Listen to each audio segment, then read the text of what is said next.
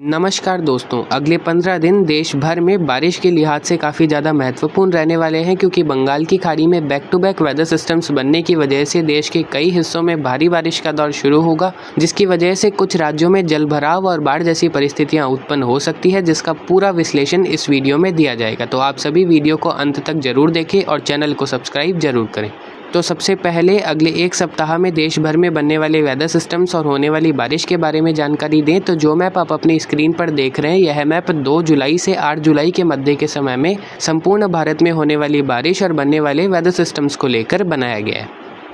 इस मैप को देखकर आप समझ सकते हैं देश के अधिकांश हिस्सों में इस समय में सामान्य से अधिक बारिश होने की संभावना है। सबसे पहले वर्तमान में बने हुए वेदर सिस्टम्स के बारे में जानकारी दें तो मानसून उत्तर भारत के इलाकों में दस्तक दे चुका है। अगले 48 से 72 घंटों के दौरान मानसून पंजाब, हरियाणा, दिल्ली, पश्चिमी उत्तर प्रदेश, पूर्वी मध्य राजस्थान और गुजरात के अधिकांश हिस्सों में दस्तक दे देगा। 5-6 जुलाई को पश्चिमी राजस्थान में भी मानसून की दस्तक होने और जुलाई के प्रथम सप्ताह के अंतिम दिनों में संपूर्ण भारत में मानसून दस्तक दे सकता है। वर्तमान में मानसून ट्रफ पंजाब, हरियाणा, दिल्ली, उत्तर प्रदेश, उत्तरी मध्य प्रदेश से होते हुए झारखंड और उड़ीसा के क्षेत्रों तक अवस्थित है, जहां उत्तर पूर्वी मध्य प्रदेश के हिस्सों पर अभी एक चक्रवाती हवाओं का क्षेत्र बना हुआ है और उत्तर पूर्वी बंगाल की खाड़ी पर भी एक साइक्लोनिक सर्कुलेशन अवस्थित है। यह दोनों ही चक्रवाती हवाओं के क्षेत्र आने वाले 3 से 4 दिनों में मजबूत होते हुए देखे जाएंगे। उत्तर पूर्वी मध्य प्रदेश पर बना हुआ सर्कुलेशन अगले 48 घंटों में पश्चिमी मध्य प्रदेश के क्षेत्रों की तरफ आगे बढ़ते हुए एक लो प्रेशर एरिया के रूप में कन्वर्ट होगा और बंगाल की खाड़ी में बना हुआ साइक्लोनिक सर्कुलेशन अगले 48 घंटों में एक मजबूत लो प्रेशर एरिया के रूप में इंटेंसिफाई होता हुआ देखा जाएगा। यह दोनों ही सिस्टम कई राज्यों में भारी से अति भारी बारिश की गतिविधियां करवाएंगे। तो अगले एक सप्ताह में देश भर में होने वाली बारिश के बारे में जिक्र किया जाए तो मध्य प्रदेश पर बने हुए सिस्टम की वजह से अगले 5 से 6 दिनों के दौरान पश्चिमी मध्य प्रदेश, दक्षिणी मध्य प्रदेश, महाराष्ट्र के उत्तरी मध्य और पूर्वी क्षेत्र, मुंबई, गोवा समेत महाराष्ट्र के कोस्टल इलाके, पूर्वी और दक्षिणी गुजरात के हिस्सों में भारी से बहुत भारी बारिश होने की संभावना है। इस दौरान मुंबई, गोवा समेत महाराष्ट्र के पश्चिमी तटीय हिस्सों में अत्यंत भारी बारिश भी हो सकती है। इंदौर, उज्जैन, रतलाम, धार, खंडवा, खरगोन में भी कहीं कहीं अत्यंत भारी बारिश होने की संभावनाएं 3 से 6 जुलाई के मध्य के समय में इस सिस्टम की वजह से बन रही है। वहीं बंगाल की खाड़ी में बना सिस्टम अभी चक्रवाती हवाओं के क्षेत्र के रूप में अवस्थित है, जो कि अगले 48 घंटों में एक लो प्रेशर एरिया के रूप में कन्वर्ट हो जाएगा।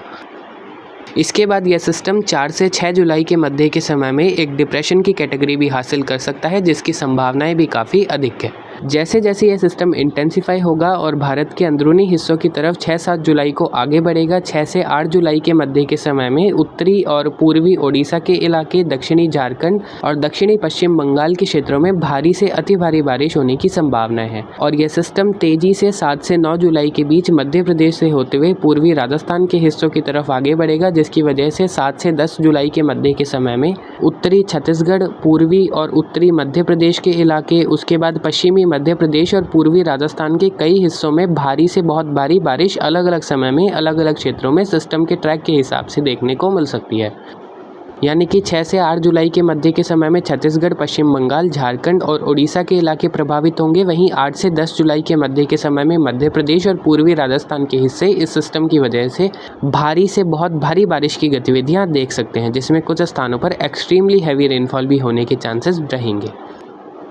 तो आप सभी समझ चुके होंगे मध्य प्रदेश पे बना हुआ सिस्टम मध्य प्रदेश, महाराष्ट्र, गुजरात और दक्षिण पूर्वी राजस्थान के इलाकों को प्रभावित करेगा और बंगाल की खाड़ी में बनने वाला सिस्टम ओडिशा, झारखंड, पश्चिम बंगाल, छत्तीसगढ़, मध्य प्रदेश और राजस्थान के इलाकों को 6 से 10 जुलाई के मध्य के समय में पूर्व से पश्चिम तक प्रभावित करता हुआ देखा जाएगा। दोनों ही सिस्टम की वजह से इन सभी राज्यों में भारी से बहुत भारी तो कुछ जगहों पर अत्यंत भारी बारिश होने की वजह से जलभराव और बाढ़ जैसी परिस्थितियां उत्पन्न हो सकती है। वहीं अब देश के अन्य इलाकों में होने वाली बारिश के बारे में जानकारी दी जाए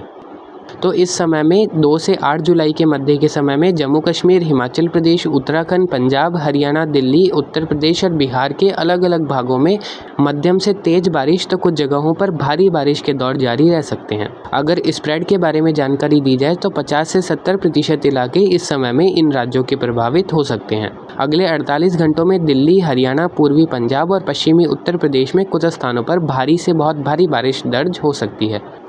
वहीं पश्चिमी मध्य राजस्थान में भी 3-4 जुलाई से बारिश की गतिविधियों में बढ़ोतरी हो सकती है और हल्की से मध्यम के साथ कुछ जगहों पर तेज या भारी बारिश के दौर 4 से 8 जुलाई के मध्य के समय में पश्चिमी राजस्थान में भी देखने को मिल सकते हैं। हालांकि पूर्वी राजस्थान की अपेक्षा पश्चिमी राजस्थान में काफ़ी कम बारिश की गतिविधियाँ इस समय में दर्ज की जाएगी।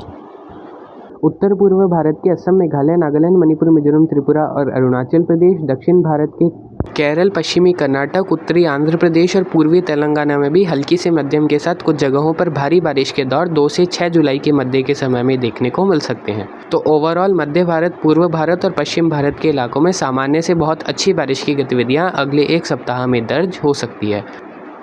अब वीक 2 के वेदर फोरकास्ट के बारे में जानकारी दी जाए, जो कि 9 से 16 जुलाई के मध्य के समय के लिए है। तो जो मैप आप अपनी स्क्रीन पर देख रहे हैं, यह मैप 9 से 16 जुलाई के मध्य के समय में देश भर में होने वाली बारिश और बनने वाले वेदर सिस्टम्स को लेकर बनाया गया है। तो जिस प्रकार आपको जानकारी दी थी, बंगाल की खाड़ी में बनने वाला सिस्टम 9 से 11 जुलाई के मध्य के समय में पूर्वी राजस्थान पर पहुँच सकता है और एक लो प्रेशर एरिया के रूप में उत्तर पूर्व दिशा की तरफ रिकर्व कर सकता है। तो इस सिस्टम का असर 9 से 12 जुलाई के मध्य के समय में भी राजस्थान के उत्तर मध्य पूर्वी हिस्से, पंजाब, हरियाणा, दिल्ली, पश्चिमी उत्तर प्रदेश और पश्चिमी मध्य प्रदेश के इलाकों में मध्यम से भारी बारिश की गतिविधियों के रूप में जारी रह सकता है, जिसमें उत्तर पूर्वी राजस्थान के जयपुर, सीकर, अलवर, दौसा और करौली के कुछ स्थानों पर बहुत भारी बारिश भी हो सकती है। वहीं जैसे ही यह सिस्टम कमज़ोर पड़ेगा, मानसून ट्रफ भी उत्तरी पहाड़ी हिस्सों की तरफ आगे बढ़ेगी, जिसकी वजह से जम्मू कश्मीर, हिमाचल प्रदेश, उत्तराखंड, उत्तर प्रदेश के तराई वाले इलाके, बिहार और उत्तर पूर्वी भारत के हिस्सों में 10 से 16 जुलाई के मध्य के समय में कई जगहों पर भारी बारिश की गतिविधियां ट्रफ के प्रभाव से देखने को मिलेगी। और बंगाल की खाड़ी में एक और वेदर सिस्टम 12 से 16 जुलाई के मध्य के समय में बनता हुआ देखा जा सकता है, जो कि निम्न दबाव के क्षेत्र के रूप में भारत के इलाकों को प्रभावित कर सकता है जुलाई के तीसरे सप्ताह में। तो फिलहाल मॉनसून ब्रेक बहुत बड़ा आने की संभावनाएं देश भर में दिखाई नहीं दे रही है। हालांकि तमिलनाडु, दक्षिणी कर्नाटक, दक्षिणी आंध्र प्रदेश, कुछ बिहार के हिस्से ऐसे रह सकते हैं जहां आने वाले 10 से 15 दिनों में सामान्य से कम बारिश की गतिविधियां दर्ज हो। लेकिन बंगाल की खाड़ी में जुलाई के तीसरे सप्ताह में जो शुरुआती दिनों में वेदर सिस्टम संभावित है 12 से 16 जुलाई के मध्य के समय में, अगर वह सिस्टम बन जाता है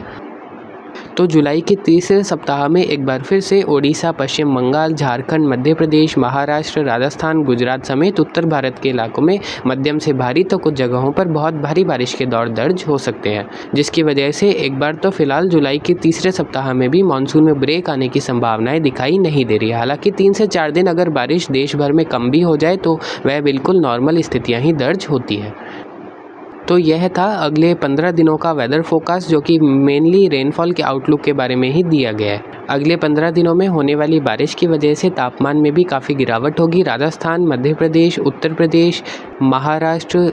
उड़ीसा, पश्चिम बंगाल और झारखंड के इलाकों में सामान्य से 8 से 10 डिग्री सेल्सियस अधिकतम तापमान कम दर्ज हो सकते हैं और शेष भारत में भी 4 से 5 डिग्री सेल्सियस अधिकतम तापमान सामान्य से कम दर्ज होने की संभावनाएं अगले 10 से 15 दिनों में दिखाई दे रही है। हालांकि जो तमिलनाडु और दक्षिणी आंध्र प्रदेश के इलाके हैं वहाँ अधिकतम तापमान सामान्य से अधिक दर्ज हो सकते हैं। तो ओवरऑल टेम्परेचर और रेनफॉल आउटलुक कुछ इस प्रकार निकल कर आ रहा था अगले 15 दिनों के लिए। तो आप सभी कमेंट कर ज़रूर बताएं कि आपको यह वेदर फोरकास्ट कैसा लगा। आपके कमेंट हमें काफ़ी ज़्यादा प्रेरणा देते हैं अच्छे वेदर फोरकास्ट लेकर आने के लिए। और अगर आपको अभी कोई भी डाउट हो तो आप निश्चित रूप से कमेंट कर अपने एरिया के हाल के बारे में, और अगर आपको कुछ और पूछना हो तो आप निश्चित रूप से कमेंट कर पूछ सकते हैं। द वर्ल्ड इसका वेदर चैनल आप सभी को निश्चित रूप से कमेंट का रिप्लाई ज़रूर करेंगे। तो फिलहाल इस प्रकार का आउटलुक अगले